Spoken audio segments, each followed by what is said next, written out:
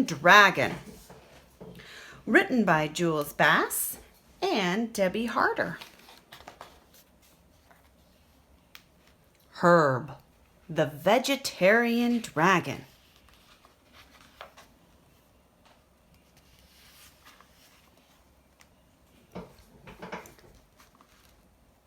Every dragon in the forest of Nogard was a meat eater.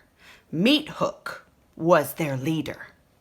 In the middle of the forest of Nogard stood Castle Dark. There was nothing Meat Hook liked better than to raid the castle at night with his friends, and he particularly liked the sweet taste of royal princesses, and the crispy crunch of brave knights was almost as delicious.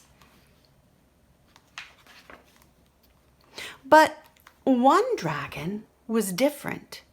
While Meat Hook and his friends sat in his cave planning their next raid, Herb was happy to tend his vegetable patch. He grew turnips and tomatoes, leeks and lettuces, cauliflowers and carrots. He grew peas and parsnips, red and yellow peppers, potatoes and parsley. For Herb was a vegetarian. A vegetarian is someone that only eats plant matter, nothing from animals. Late one night, the brave knights held a meeting at Castle Dark. Bernard the Bold was their leader. "The time has come to rid our forest of the fearful dragons who raid our castles and devour our people and eat all of the best wild boar meat," Bernard declared. "We must plan a great hunt." "Death to the dragons!" the knights shouted. "Now listen carefully. The king has decreed that each dragon must be captured alive." "Alive?" grumbled the knights. "Why alive?"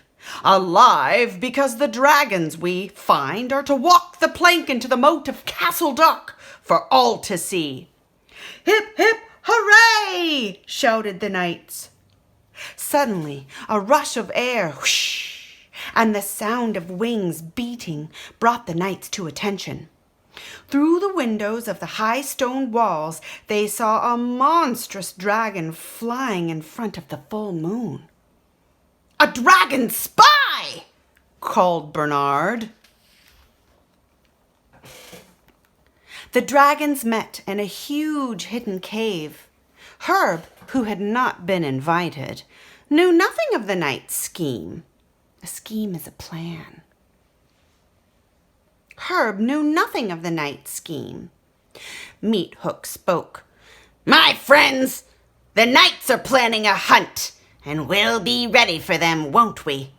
And in answer, the dragon tails pounded on the earthen floor, and the cave shook with the sound of thundering evil voices. "We'll singe 'em, fry 'em, boil 'em in a pot, stew 'em, steam 'em, the whole juicy lot." "No!" bellowed Meat Hook. "We shall disappear, stay hidden in our caves, wait them out, then we shall attack. And then you can sing your songs."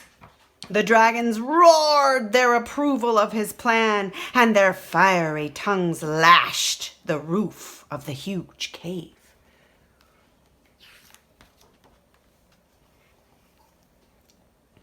As this was happening, Herb was cooking a new soup made of butter, leeks, onions, and potatoes. He smiled, licking his lips. "Very tasty.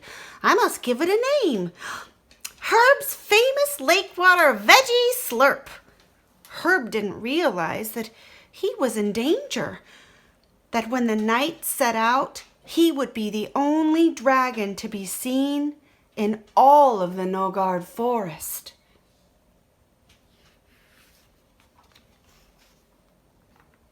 That evening, 100 knights in groups of 4 set forth on their hunt, each heading in a different direction. For 7 days and 7 nights they searched, but not a dragon was to be seen. Then, on the last day of the hunt, a group heading west saw a dragon in the distance. They knew just what to do. Herb was hoeing in his garden, quite unaware that he was being surrounded on all sides.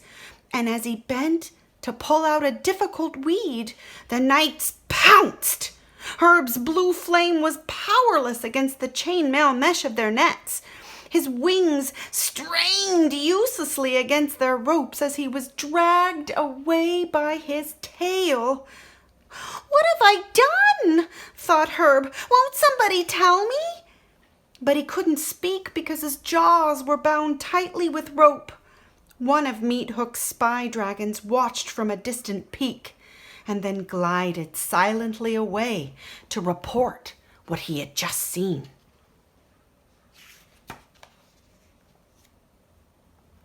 The king ordered Herb to meet his fate at dawn in the jaws of the hungry alligators in the moat. A moat is a body of water that surrounds a castle as a protective barrier. Oh, his fate was to meet the jaws of the hungry alligators in the moat. From his small, dank, iron barred cell, Herb could hear their horrid snapping sounds and see the wooden plank he would walk to meet his doom. Suddenly, he heard a voice. "Psst! Herb! Hey, Herb, you ridiculous excuse for a dragon. I have a last offer to make. We've decided to help you. I've got a dozen dragons here, ready to tear down this jail and get you out. We only ask one thing in return." "What is it?" asked Herb. "I'll do anything to save my life." "Take this," hissed Meat Hook as he thrust his scaly fist up against the bars. "What's this?" asked Herb. "It's wild boar meat. Eat it and become one of us. It's a small price to pay for your freedom," he gloated, "as I'm sure you'll agree." "Thanks, but no thanks," Herb said. "I don't see it your way, so I'll take my chances. I don't ask you to stop eating meat, so why do you ask me to stop eating vegetables?" "Oh, idiot!" Meat Hook muttered as he flew off into the darkness. "You can't be different in the dragon world and survive!" Hundreds of people crowded around the castle moat as Herb was dragged from his cell. A rope held his jaws shut. A huge man with a long pole stepped forward.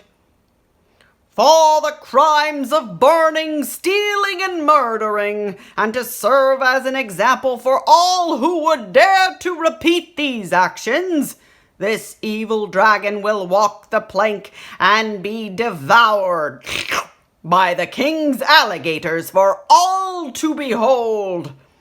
The crowd roared its approval. A drummer rolled his sticks as Herb was pulled to his feet at the water's edge. As Herb, being pushed from behind, reached the very end of the plank, and with only 1 single second before he would drop into the swirling waters of death, a tiny voice cried out, "Wait!"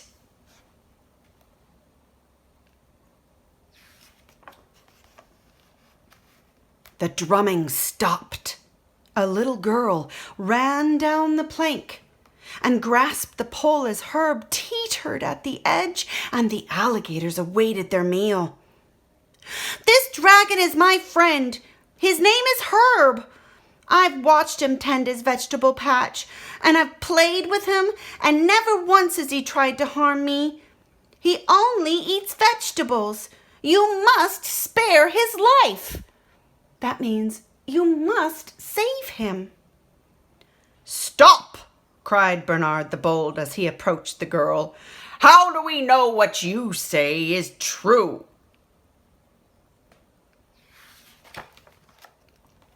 The little girl dragged Herb by his tail and climbed up his scales. Before anyone could stop her, she released the ends of the rope that held his jaws closed, and they snapped open with a rush of blue flame as she perched on top of his head. "Nicole, get down from there!" shouted a man.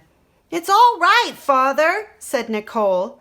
And then she climbed right into Herb's mouth and sat there with only her legs dangling free.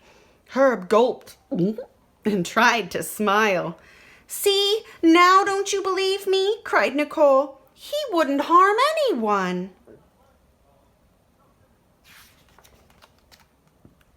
As the awestruck crowd stared up at her, the silence was broken by a loud crash. Meat Hook, who was spying on the proceedings, had fallen out of his treetop hiding place. He lay helpless on the ground with his wings entangled in a mass of branches. All at once, 12 knights sprang forward and bound him with ropes. "That's one of the meat-eaters!" cried the little girl as she climbed out of Herb's mouth. "Feed them both to the gators!" someone yelled. "Stop!" commanded the king. "There is an opportunity here. If we kill these dragons, we risk an all-out war and many will lose their lives. You," the king said, pointing at Herb, "the child says you are a vegetarian. By your word as a dragon, is that true?" "It is, your highness. I am an herbivore." "And you, whatever your name is," the king continued. "Meat Hook," said Meat Hook, puffing up his chest. "I am a meat eater, a carnivore, like my father and grandfather before me." "Very well, Meat Hook. I give you a choice. I will not ask you to change your eating habits. It is your rightful choice to eat what you will. But in exchange for sparing your life, I ask that you and your dragon brothers stop feasting on my people. Stop your burning and your stealing, and live in peace as Dragon Herb has done." "But dragons have always burned and pillaged and devoured knights and princesses. It's what we do. We can't change." "No law has the power to change habits," the king replied. "Only you have the power to change what you are."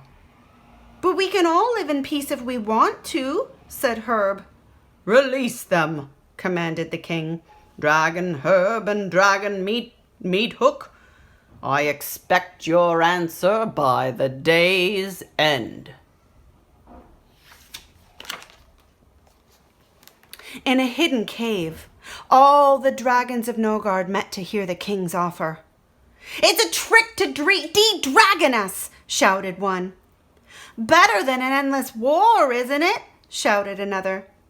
"Well, it's not as if we have to become vegetarians like Herb. We just have to give up eating people," said a large dragon from the rear. "Live in peace with people? I can't imagine it," said another.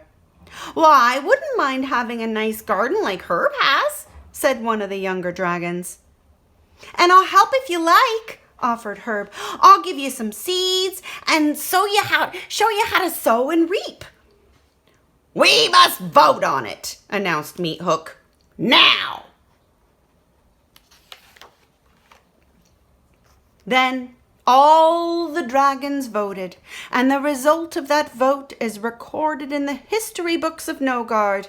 And even to this day, the story is told of how Herb, the vegetarian dragon, brought peace to the forest of Nogard, where dragons and people, meat eaters and vegetarians, lived together in peace and harmony. The end.